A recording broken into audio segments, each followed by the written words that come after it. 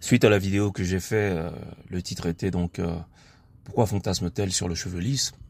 J'ai eu la réponse d'une nana.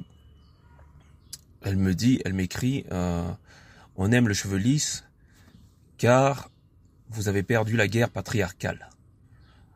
On n'a pas d'autre choix pour mieux s'assimiler dans la société des vainqueurs, hein, donc entre guillemets des blancs. Donc elles n'ont pas d'autre choix que de porter des cheveux lisses afin de s'assimiler à la culture du blanc, donc de devenir blanc, de se blanchir par le biais de l'esthétique donc. Et donc elle rajoute, beaucoup de femmes sont naturelles, la majorité des Antillaises et de plus en plus d'Africaines, sont naturelles. D'ailleurs la plupart de ces femmes n'avancent pas dans la vie, car elles n'ont pas compris, excusez-moi, c'est pas terrible la manière dont elle l'a écrit, car elles n'ont pas compris les règles du jeu. Donc selon elle, les règles du jeu consistent à s'assimiler à la société, à s'intégrer, à s'oublier complètement au profit du gagnant. Et donc cette réponse n'est pas du tout étonnante et va tout à fait dans la logique du cercle. Nous, c'est comme ça qu'on présente la femme lambda. C'est un individu qui a pour finalité de s'intégrer au système. Et lorsque vous ne bénéficiez pas de l'éducation paternelle, comme ça va être le cas sur le plan communautaire dans la communauté noire, lorsqu'il n'y a pas d'impact paternel, lorsqu'il n'y a pas de figure paternelle, ces mêmes figures sont détournées dans le monde noir au profit donc de figures pas paternelles blanches, à l'exemple de Jésus et consorts. Donc selon elle, on doit s'intégrer. C'est tout à fait normal. Les femmes veulent s'intégrer donc à celui qui dicte les règles. Et donc elle continue, elle dit c'est le gagnant qui fixe les règles d'ailleurs. Elle-même, elle ne me contredira pas. Et elle termine par pour que ça change, devenez des patriarches forts. Économiquement, on essaiera de vous plaire car personne ne veut plaire aux perdants. Vous l'avez entendu, c'est pas moi qui le dis, c'est une nana qui vient commenter dans mes trucs. Donc elle ne fait que confirmer ce que je dis. Donc lorsque Mobali Makassi vous raconte des salades en vous disant que les femmes sont lissues, elle est bien la preuve que c'est pas du tout le cas, qu'elles savent très bien ce qu'elles font lorsqu'elles ne participent pas du tout à une éducation révolutionnaire des futures générations. En général, elles ont tendance plutôt à les assimiler. Voilà. Donc voilà, je mettrai même pas ici ma réponse. J'ai répondu voilà. La majorité des nanas sont comme ça. Elles n'ont pas la force physique. Ce sont des lâcheuses, et ce sont des lâcheuses qui éduquent des lâcheurs. Donc nous sommes une majorité de lâcheurs, mais ce n'était pas le sujet de cet audio. Ça, c'était juste histoire de vous mettre un avant-goût, histoire de vous faire comprendre dans quelle réalité nous sommes, pas vous bercer d'illusions. Donc on continue. Il y a un frère qui m'a posé une question. Il y a un frère qui m'a posé une question et cette question c'était sur Facebook. Et donc je vous la lis. Il me dit bonjour vieux père, j'espère que tu vas bien, voilà, ok. As-tu des conseils par vidéo sur comment gérer la frustration sexuelle quand tu n'arrives pas à séduire des go, donc en conséquence quand tu ne pines pas. Donc vous voyez que il y a cette injustice.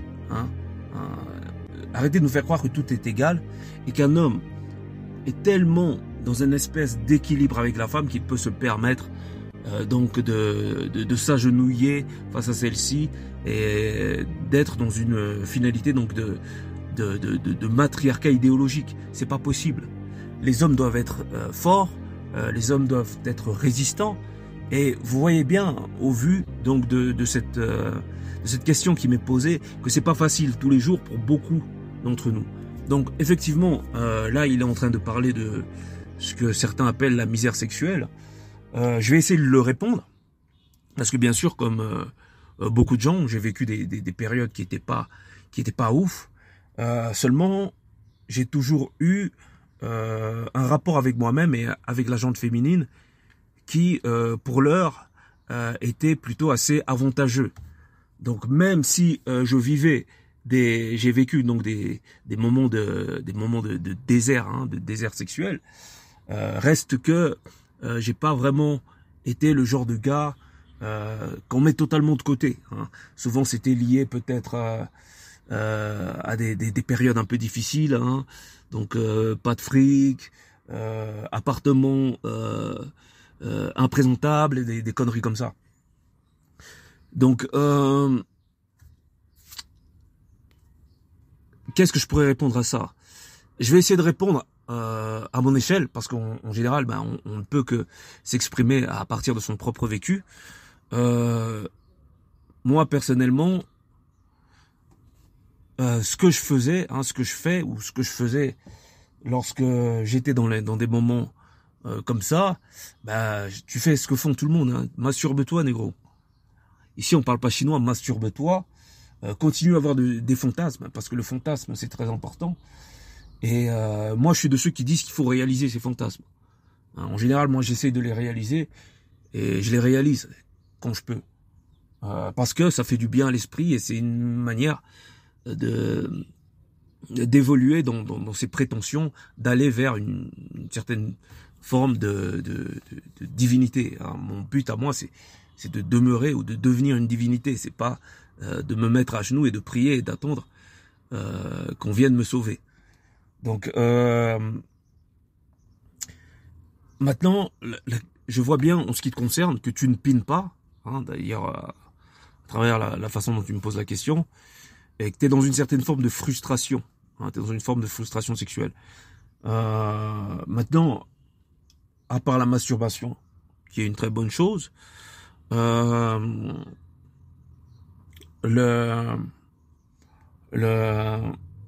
philosophie peut beaucoup aider. La philosophie, la pensée, la lecture peut beaucoup aider à comprendre. Parce que je pense que, voilà, on y est. Je pense qu'un problème est à moitié réglé lorsqu'on l'a compris. Lorsqu'on a réussi à mettre des mots sur le problème.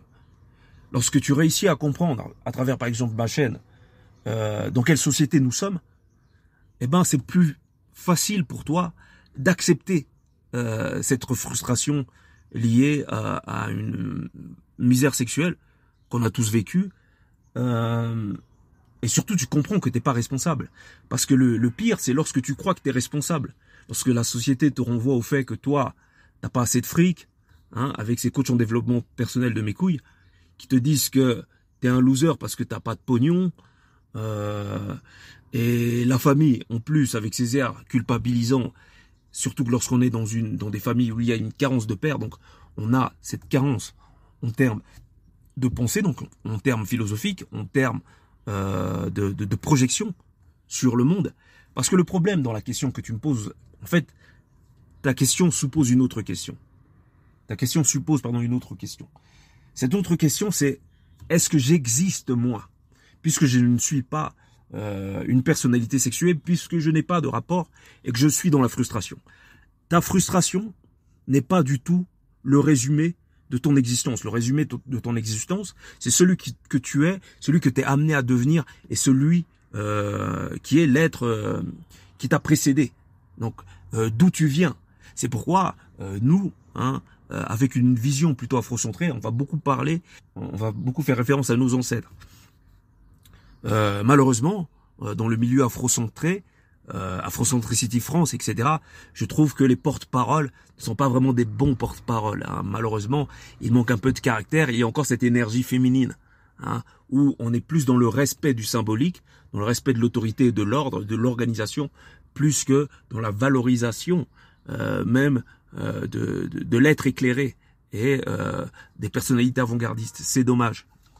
Donc, mon frère, la véritable question, c'est qui tu es. Tu vois, c'est pas vraiment la misère sexuelle.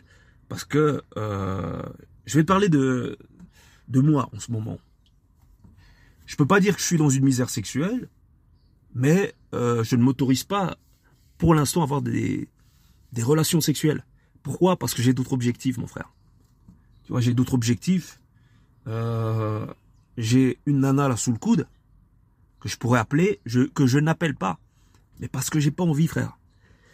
Et parce que j'ai pris conscience de ma valeur. J'ai pris conscience aussi de mon pouvoir. Il y a beaucoup d'hommes qui n'ont pas conscience de leur pouvoir et de leur valeur. Une fois que tu prends conscience de ton pouvoir et de ta valeur, mon gars, même ta démarche change, même ton attitude change. Et crois-moi que les histoires de nana, là, c'est plus ton problème. Maintenant, j'avoue, hein, on va pas se mentir, pour l'heure, c'est facile à dire. C'est bien plus facile à dire qu'à vivre. Il faut passer par des étapes. Et donc, je t'invite à rester sur ma chaîne pour trouver des solutions qui sont philosophiques. Parce que beaucoup croient que la philosophie, c'est juste théorique, hein, parce qu'ils n'ont rien compris à la philosophie. La philosophie, c'est ce qui te permet de vivre. Tous ces êtres qui sont accros au matériel, accros au monde de la matière, sont des êtres complètement pauvres au niveau philosophique. Et ça fait d'eux des êtres émasculés, contrôlés par une énergie féminine, contrôlés par leur mère, contrôlés par leur meuf, contrôlés par la société. Si tu veux contrôler la société, tu dois avoir une pensée qui est plus puissante que celle que la société te propose. Et pour ça, tu dois faire un travail sur toi-même. C'est pas une blague. C'est pas un jeu.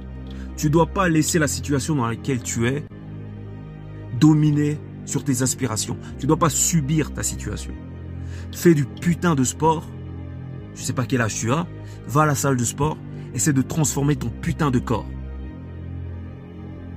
Prends un objectif, par exemple, de prendre, je sais pas combien tu pèses, de prendre peut-être 10 kilos si t'es un peu fin. Va jusqu'à 20 kilos. 20 kilos de muscles. Et je peux t'assurer que rien que ton changement corporel va avoir un impact sur le regard que les autres et les nanas y compris portent sur toi. Je t'assure, je parle de quelque chose que j'ai vécu.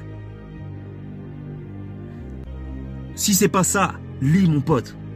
C'est vrai que l'instruction, c'est cool, mais ça demande du temps avant d'être assimilé. Et donc, si tu as du temps, prends du temps dans ça. Réalise tes projets, mais pas des projets à la con, genre je veux devenir millionnaire. Fais des trucs que t'aimes. Fais des trucs que t'aimes. Ne crois pas que la seule porte de sortie, c'est baiser des gonzesses. Croire ça, ça te rend faible et ça t'éloigne de ton véritable potentiel. Tu es supérieur à ça, tu vaux bien plus que ça. Et ça, c'est ce que te cachent les putains de nanas que tu côtoies. C'est ce que te cache la putain de société qui te vend des nanas en bikini à longueur de journée et du porno. En réalité, tu vaux plus que ça. C'est pas toi qui dois te battre pour qu'elles te méritent, mais c'est elles qui doivent te mériter. Parce que je peux t'assurer que ces nanas, lorsque tu les laisses toutes seules, elles ont rien à faire. C'est pourquoi elles sont à fond dans les gossips, les congossas et consorts. Parce qu'indépendamment de ça, si elles font pas toutes sortes de manœuvres pour te maintenir dans une espèce d'éveil qui te conduise à être impulsif, elles n'ont aucun impact sur toi. C'est pourquoi elles n'arrêtent pas de foutre la merde quand tu es en couple avec elles. Je bénis même le fait d'être célibataire, je te jure, quand je vois certaines personnes. Donc, ok, t'arrives pas à niquer, mais ce que tu sais pas, c'est que c'est une putain d'aubaine. Tu peux faire ce que tu veux, négro. Tu peux faire ce que tu veux. Chose que tu pourras pas faire si tu niquais, mon pote. Parce que ce soit ta femme ou un plomb cul, quand tu niques, tu dois toujours t'adapter à ta gonzesse. Et moi, je nique pas pour pas donner de plaisir à ma femme. Ou à celle avec qui j'ai des relations. Tu vois? Et donc, il y a toujours un souci d'adaptation. La plus grande force, c'est de devenir le baromètre de tes relations avec les femmes. Et pour ça, il faut être puissant. Pour ça, il faut gagner en force, mon pote. Et donc, ok, pour l'instant, t'es pas au mieux. T'es dans une certaine forme de frustration sexuelle. Bah, profites-en. Profites-en. Parce que crois-moi, admettons que tu te trouves une copine ou une femme, ou je sais pas quoi. Tout ce que tu aurais pu te permettre à l'heure où là, tu es en train de te laisser distraire par cette frustration, eh ben le temps là que tu as perdu à vouloir posséder quelque chose qui de toute manière n'en vaut pas vraiment le coup, eh ben c'est du temps que tu perds à ne pas réaliser ce que tu dois réaliser pour être une personne dont tu es fier quand tu te regardes dans le miroir, mon frère.